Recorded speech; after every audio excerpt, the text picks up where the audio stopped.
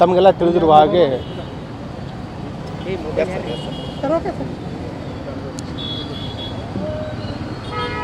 ಜಮ್ಮು ಕಾಶ್ಮೀರಿನ ಪಹಲ್ಗಾಮಲ್ಲಿ ನಡೆದ ಆತಂಕದ ಒಂದು ಘಟನೆ ಹಿನ್ನೆಲೆಯಲ್ಲಿ ವಿವಿಧ ಸಂಘಟನೆಗಳು ವಿವಿಧ ರೀತಿಯಲ್ಲಿ ಪ್ರತಿಭಟನೆಯನ್ನು ಮಾಡ್ತಾ ಇದ್ದಾರೆ. ಕೆಲವರು ಕ್ಯಾಂಡಲ್ ಮಾರ್ಚ್ ಪ್ರೊಟೆಸ್ಟನ್ನು, ಕೆಲವರು ಪ್ರತಿಭಟನೆ ರ್ಯಾಲಿಗಳನ್ನು ಮಾಡಿದ್ದಾರೆ. ಅದೇ ರೀತಿ ಇವತ್ತು ಬೆಳಗಿನ ಜಾವ ಈ ಬಜರಂಗ ದಳ ಕಾರ್ಯಕರ್ತರು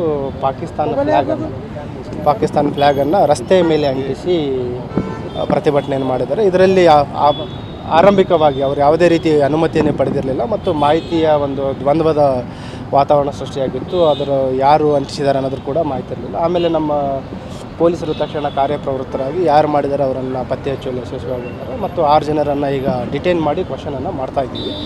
ಮತ್ತು ಇದು ಬೇಸಿಕಲಿ ನಾವು ಮಾಹಿತಿ ಕಲೆ ಹಾಕಿದ ಪ್ರಕಾರ ಇದು ಏನು ಒಂದು ಟೆರರ್ ಅಟ್ಯಾಕ್ ಆಗಿದೆ ಪಹಲ್ಗಾಮಲ್ಲಿ, ಅದರ ವಿರುದ್ಧವಾಗಿ ಇವರು ಪ್ರತಿಭಟನೆಯನ್ನು ಮಾಡಿದ್ದು ಈಗ ತಿಳಿದು ಬಂದಿದೆ. ಒಂದು ವೇಳೆ ಯಾರಾದರೂ ಪ್ರತಿಭಟನೆ ಮಾಡೋದು ಇದ್ದರೆ ಸ್ಥಳೀಯ ಪೊಲೀಸರಿಗೆ ಮಾಹಿತಿಯನ್ನು ನೀಡಿ ಮತ್ತು ಅನುಮತಿಯನ್ನು ಪಡೆದು ಪ್ರತಿಭಟನೆ ಮಾಡಬೇಕಂತ ನಾನು ಸೂಚನೆಯನ್ನು ನೀಡ್ತಾ ಇದ್ದೆ. ಇವರೇನಾದರೂ ಅನುಮತಿ ಪಡೆದಿರೋದು ಅಥವಾ